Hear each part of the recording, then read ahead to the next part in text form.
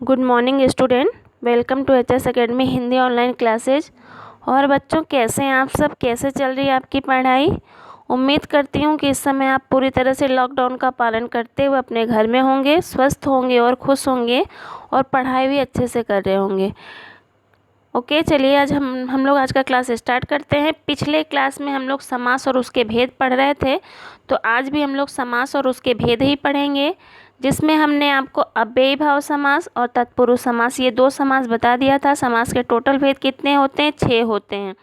एक चीज़ और ध्यान दीजिएगा कि जो प्रधानता के आधार पे अगर आपका पूछेगा तो समास के 4 ही भेद होते हैं, वो भी हम आगे आपको क्लियर करेंगे। और ऐसे समास के 6 भेद होते हैं। तो आज हम लोग तत्पुरुष, उस दिन हम लोग तत्पुरुष समास का अर्थ और उसके कुछ एग्जाम्पल देखे थे। आज हम लोग तत्पुरुष समास के भेद को देखेंगे कि तत्पुरुष समास को कितने भागों में बांटा गया है। ओके, तो चलिए आज हम लोग तत्पुरुष समास के भेद को देख लेते हैं। देखिए, तत्पुरुष समास को 6 भागों में बांटा गया है। कितने भागों में बांटा गया है? 6 भागों में बांटा गया है। पिछले क्लास में हमने आपको बताया था कि जो तत्पुरुष समास में जो कारक चिन्ह होते हैं उनका प्रयोग किया जाता है। किसको छोड़ करके? कर्ता और संबोधन को छोड़ करके। तो उन्हीं कारक चिन्हों के आधार पर इनका नामकरण भी हुआ है। ठीक है, तो किस आधार पे हुआ? कर्ता छोड़ेंगे तो क्या आ जाएगा? कर्म आएगा। तो कर्म के आधार पे क्या हो जाएगा? कर्म तत्पुरुष समास, करण तत्पुरुष समास, संप्रदान तत्पुरुष समास, आपादान तत्पुरुष समास, संबंध तत्पुरुष समास, अधिकरण तत्पुरुष समास और नैय तत्पुरुष समास। ये 7वां है आपका। ऐसे तो इसको 6 भागों में बांटा गया, लेकिन एक और इसमें जोड़ा गया है नैय तत्पुरुष समास, और इस आधार पर इसको 7 भागों में बांटा गया है। कौन कौन सा? कर्म तत्पुरुष, करण तत्पुरुष, संप्रदान तत्पुरुष, आपादान तत्पुरुष, संबंध तत्पुरुष, अधिकरण तत्पुरुष और नैय तत्पुरुष समास। ठीक है, तो ये जो तत्पुरुष समास है इतने लोगों का क्या करता है? संचालन करता है, निर्धारण करता है। इतने लोगों को लेकर के अपने साथ चलता है। तो आइए हम देख लेते हैं, इनके एग्जाम्पल को देख लेते हैं। ठीक है, आइए हम लोग देख लेते हैं एक एक एग्जाम्पल सबका। तो सबसे पहले आप देखेंगे यहाँ पे है स्वर्गगत। कहाँ को गया? स्वर्ग को गया। क्लियर? अब स्वर्ग, सबसे पहले हमने उस दिन बताया था आपको कि पहले क्वेश्चन आप बना लेंगे तो अपने आप बन जाएगा। स्वर्गगत कहाँ गया? स्वर्ग को गया। को यहाँ पे आ गया तो कर्म तत्पुरुष हो गया। ठीक है, रेखांकित, किससे अंकित है? ये रेखा से अंकित है। किससे अंकित है? रेखा से। तो से का प्रयोग हो गया, इसलिए इसमें कौन सा हो गया? करण तत्पुरुष हो गया। तीसरा देख लीजिए, मार्ग व्यय। व्यय मीन्स क्या होता है? खर्च। ठीक है, मार्ग मीन्स रास्ता। तो रास्ते के लिए जो हम खर्च रखे रहते हैं, खर्च करने के लिए, व्यय करने के लिए, तो किसके लिए हम रखे हैं? व्यय करने के लिए। कहाँ? मार्ग के लिए। तो क्या हो गया? के लिए, मार्ग के लिए व्यय। मार्ग व्यय मीन्स मार्ग के लिए व्यय। इसका विग्रह करेंगे तो क्या बनेगा? मार्ग के लिए व्यय। के लिए का प्रयोग कहाँ पे हो गया? संप्रदान कारक। तो ये कौन सा हो गया? संप्रदान तत्पुरुष। उसके बाद देश निकाला। कहाँ से निकाल दिया गया?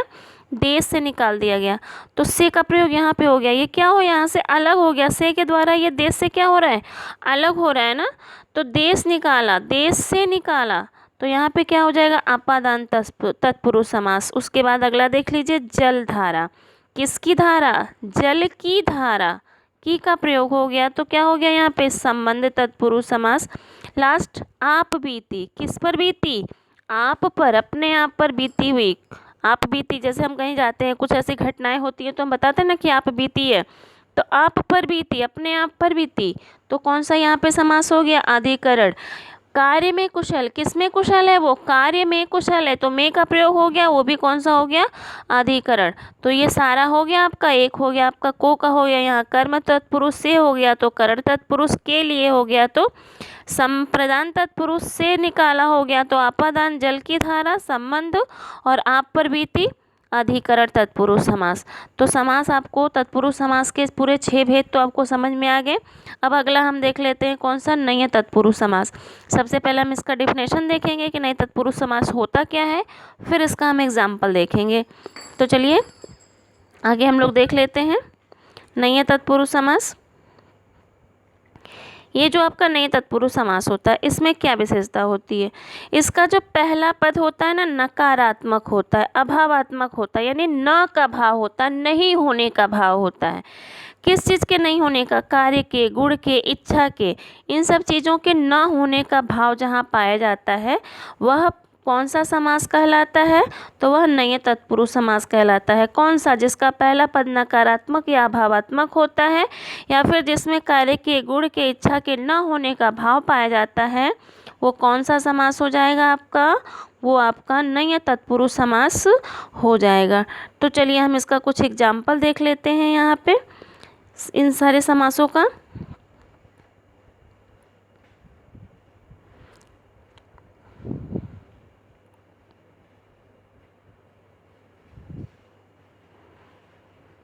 पहला देखिए, अधीर।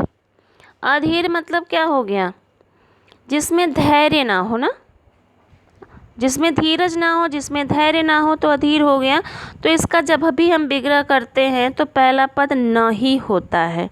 कौन से समास का? नए तत्पुरुष समास। इसका जब हम विग्रह करेंगे तो पहला पद आपका क्या होता है? न होता है, और दूसरा पद इसका प्रधान होता है, यानी प्रधान कौन सा हो गया? धीर हो गया।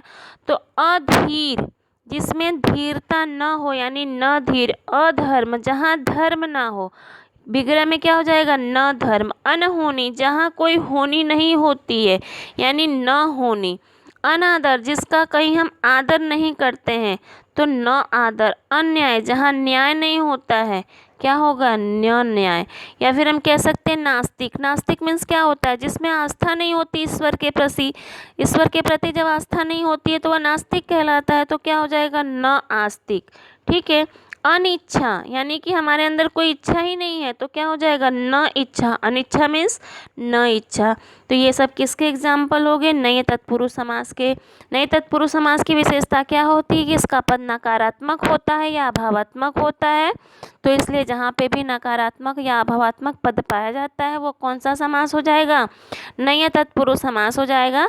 और बाकी सब में कारक चिन्हों का लोप होता है, इसलिए वो तत्पुरुष समास के अंतर्गत आते हैं। वो कौन कौन से? कर्म तत्पुरुष, करण तत्पुरुष, संप्रदान, अपादान, संबंध और अधिकरण।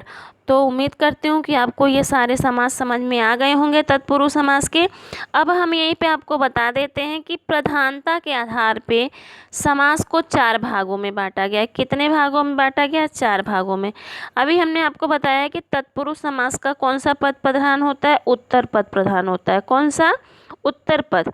तो जैसे तत्पुरुष समास का उत्तर पद प्रधान होता है, सेम वैसे ही कर्मधारय समास और द्विगु समास का भी उत्तर पद ही प्रधान होता है। तो 2-3 समास का उत्तर पद प्रधान होता है, तो इस वजह से तत्पुरुष समास के अंतर्गत ही कर्मधारय और द्विगु समास को लिया जाता है। तो इस आधार पे अगर प्रधानता के आधार पे पूछेगा तो 4 भाग हो जाएगा, और सामान्य रूप से समास का भेद पूछेगा तो कितना हो जाएगा? 6 हो जाएगा, जो हम लोग पढ़ रहे हैं। अव्ययी भाव समास, तत्पुरुष समास, कर्मधारय समास, द्विगु समास, द्वंद्व समास और बहुव्रीहि समास। क्लियर? तो चलिए अब हम आगे बढ़ते हैं और आज एक और समास देख लेते हैं, कर्मधारय समास। ठीक है।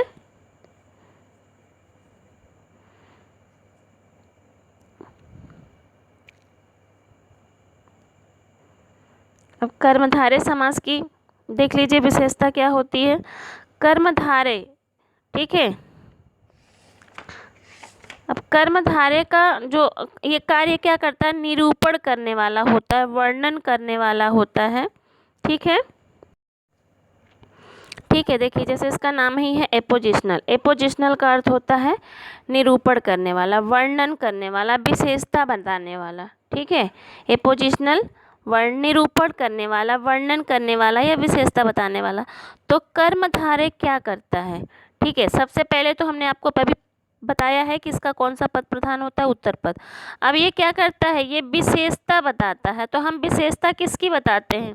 किसी न किसी विशेष्य की विशेषता बताते हैं ना। तो विशेषण और विशेष्य क्या होता है, जिस व्यक्ति या वस्तु की हम विशेषता बताते हैं वो आपका क्या कहलाएगा, विशेष्य, और जो उसकी विशेषता बताते हैं वो होता है आपका विशेषण। तो जो कर्मधारय समास है, ये जो कर्मधारय समास हो गए, अब ये सबसे पहले इनकी कौन सा पद प्रधान हो गया, उत्तर पद। कौन सा पद प्रधान हो गया, उत्तर। इनका कार्य क्या होता है, ये क्या करते हैं, निरूपण करते हैं, वर्णन करते हैं, विशेषता बताते हैं। तो किसका ये निरूपण करेंगे, किसका वर्णन करेंगे, किसका विशेषता बताएंगे, तो किसी विशेष्य का, यानी किसी व्यक्ति का, वस्तु का, स्थान का। या तो ये विशेषता बताते हैं या तो उसका उपमान उपमेय बताते हैं।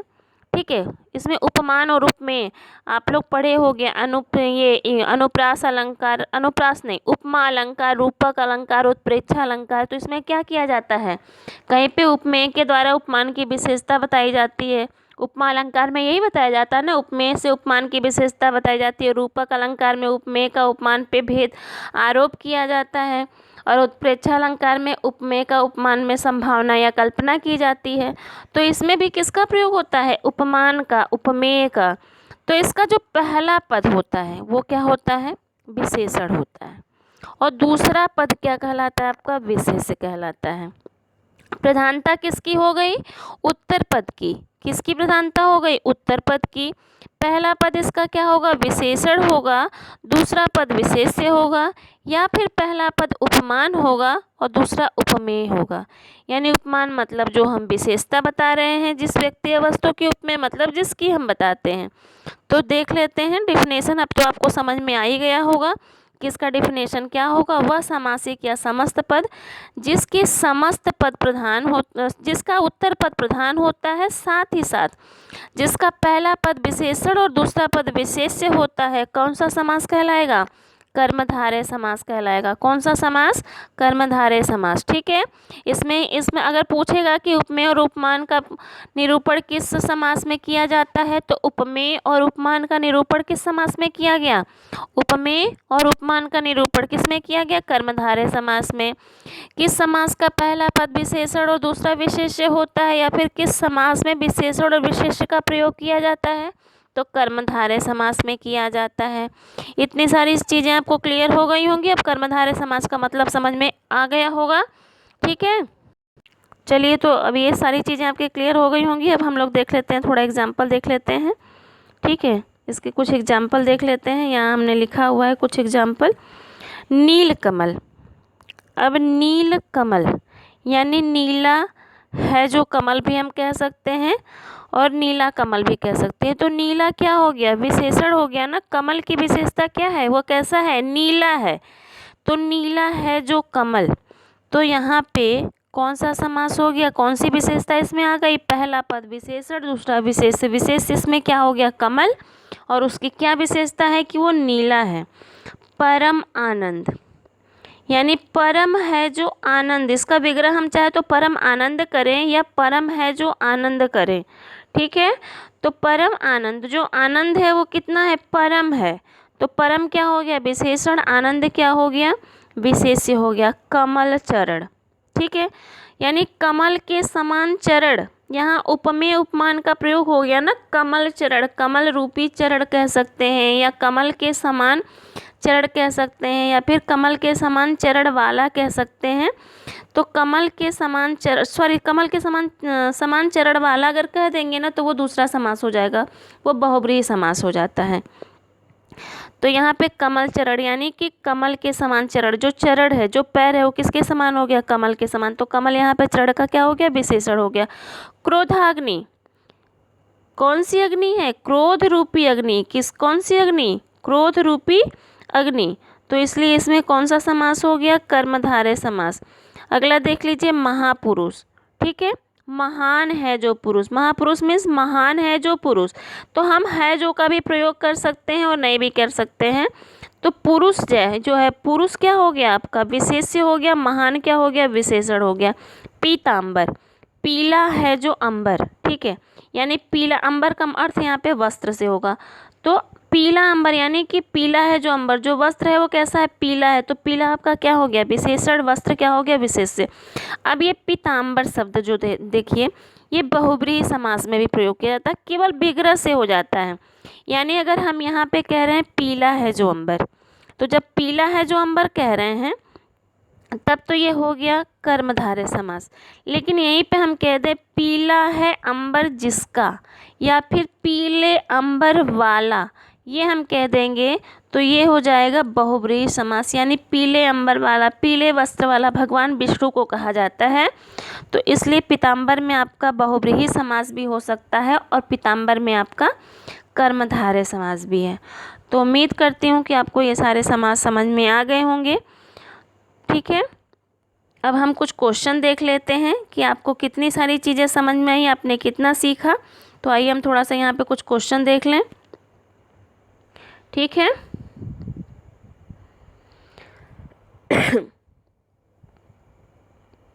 अब जल्दी जल्दी सभी प्रश्नों के उत्तर दीजिए और देखिए कि आपको कितना समझ में आया। पहला प्रश्न है आपका, अव्ययी भाव समास का कौन सा पद प्रधान होता है? और हमने आपको अभी बताया अव्ययी भाव समास का कौन सा पद प्रधान होता है। कौन सा पद प्रधान होता है, जल्दी से आप बताइए। अव्ययी भाव समास का कौन सा पद प्रधान होता है? पूर्व पद या प्रथम पद प्रधान होता है। अनुरूप शब्द का विग्रह करते हुए समास का नाम बताइए। सबसे पहले तो आप देखिए अनु, अनु क्या हो गया? अव्यय हो गया ना। अनु शब्द उपसर्ग का भी हो गया, अव्यय भी हो गया। तो अनुरूप का में सबसे पहले समास ही हम देख लेते हैं। कौन सा समास जहाँ पे अव्यय का प्रयोग हो जाता है, उपसर्ग का प्रयोग हो जाता है, कौन सा समास? याद करिए जल्दी से, पिछले क्लास में हमने आपको बताया था। तो कौन सा समास हो गया यहाँ पे? अव्ययी भाव समास। कौन सा समास? अव्ययी भाव समास। ठीक है, इसमें अव्ययी भाव समास हो गया।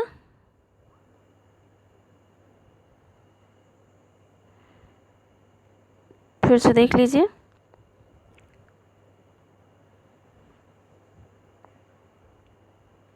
किसमें? अनुरूप में। कौन सा समास हो गया? अव्ययी भाव। अब विग्रह करेंगे तो क्या हो जाएगा? रूप के अनुसार। किसके अनुसार? रूप के अनुसार। ठीक है, अब अगला देख लो, तत्पुरुष समास में कौन सा पद प्रधान होता है? अभी अभी हमने बताया तत्पुरुष समास का कौन सा पद प्रधान होता है, जल्दी से बताइए। कौन सा पद? उत्तर पद प्रधान होता है। कौन सा पद प्रधान होता है? उत्तर पद प्रधान होता है। अगला देख लीजिए, वह कौन सा समास में जिसमें सभी कारक चिन्ह या विभक्तियां लोप अवस्था में विद्यमान होती हैं? किस अवस्था में? लोप अवस्था में विद्यमान होती हैं। तो कौन सा होता है? यही होता है ना तत्पुरुष समास। इसी में तो सभी कारक चिन्ह और विभक्तियों का प्रयोग किया जाता है। अगला देख लीजिए, विशेषण और विशेष्य का प्रयोग किस समास में देखने को मिलता है? उपमेय और उपमान का प्रयोग, विशेषण और विशेष्य का प्रयोग किस समास में मिलता है? कर्मधारय समास में। प्रधानता के आधार पर समास को कितने भागों में बांटा गया? अभी अभी हमने बताया कि प्रधानता के आधार पे पूछेगा तो कितना हो जाएगा? 4 हो जाएगा, और ऐसे पूछेगा तो कितना हो जाएगा? 6 हो जाएगा। ठीक है, तो प्रधानता के आधार पे यहाँ पूछा है तो कितना हो गया? 4 हो गया। उसके बाद आपका अगला क्वेश्चन है कि जेब कतरा शब्द का विग्रह करते हुए समास का नाम बताइए। किसका? जेब कतरा शब्द का विग्रह करते हुए समास का नाम आपको बताना है। तो जेब कतरा देखिए जल्दी से, जेब कतरा में कौन सा समास हो जाएगा? बताइए जल्दी से, आप लोग जल्दी से करिए इसको। जेब कतरा में कौन सा समास होगा? तुरंत देख लीजिए। किसको कतरने वाला, किसको काटने वाला? कतरा मीन्स क्या हो गया? काटना, कतरना। तो क्या हो जाएगा? जेब कतरा, जेब को काटने वाला, को हो गया ना, तो क्या हो गया? तत्पुरुष समास। कौन सा? कर्म तत्पुरुष समास। अब ये लास्ट देखिए, आपको ये लास्ट होमवर्क है। अन्याय, मार्ग व्यय, महापुरुष, रेखांकित, इन सभी शब्दों का विग्रह करते हुए समास का नाम आपको लिखना है और इन सभी क्वेश्चन को भी आपको करना है। क्लियर? तो ये सारी चीज़ें अब आपके समझ में आ गई होंगी। एक बार सारी चीज़ें आप फिर से देख लीजिए, ये सारी चीज़ें, ये क्वेश्चन भी आप एक बार फिर से देख लीजिए। ठीक है, अव्ययी भाव समास का कौन सा पद प्रधान होता है? अनुरूप शब्द का विग्रह करते हुए समास का नाम बताओ। तत्पुरुष समास में किस पद की प्रधानता होती है? वह कौन सा समास है जिसमें सभी कारक चिन्ह विभक्ति या विभक्तियां लोप अवस्था में विद्यमान होती हैं? विशेषण और विशेष्य का प्रयोग किस समास में देखने को मिलता है? प्रधानता के आधार पर समास को कितने भागों में बांटा गया है? जेब कतरा शब्द का विग्रह करते हुए समास का नाम बताइए। और लास्ट देख लीजिए, अन्याय, मार्गव्यय, महापुरुष, रेखांकित, इन शब्दों का विग्रह करते हुए समास का नाम बताओ। और ये सारे शब्द अभी अभी हमने आपको एक्सप्लेन किया है, तो ये सारे शब्दों को आपको समास का नाम बताना है विग्रह करते हुए, यानी अलग करते हुए। ठीक है, एक बार फिर से आप सारी चीज़ें देख लीजिए। ये कर्मधारय समास है, इसका कौन सा पद प्रधान होता है? उत्तर पद। पहला पद विशेषण, दूसरा पद विशेष्य होता है। पहला पद उपमान, दूसरा पद उपमेय होता है। ठीक है, नीलकमल, परमानंद, कमलचरण, क्रोधाग्नि, महापुरुष, पीताम्बर, इन सभी में कौन सा समास हो गया? तो इसमें कर्मधारय समास हो गया। उसके बाद आप देख लीजिए, एक इसका एग्जाम्पल है, नए तत्पुरुष समास का एग्जाम्पल है, अधीर, अधर्म, अनहोनी, अनादर और अन्याय।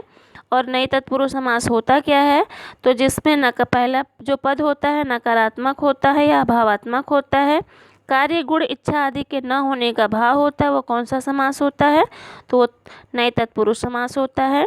तत्पुरुष समास को कितने भागों में बांटा गया है? 6 भागों में बांटा गया है। कौन कौन सा? कर्म तत्पुरुष, करण तत्पुरुष, संप्रदान तत्पुरुष, आपादान तत्पुरुष, संबंध तत्पुरुष, अधिकरण तत्पुरुष और नए तत्पुरुष समास। क्लियर? तो ये आपको आज का समास समझ में आ गया होगा।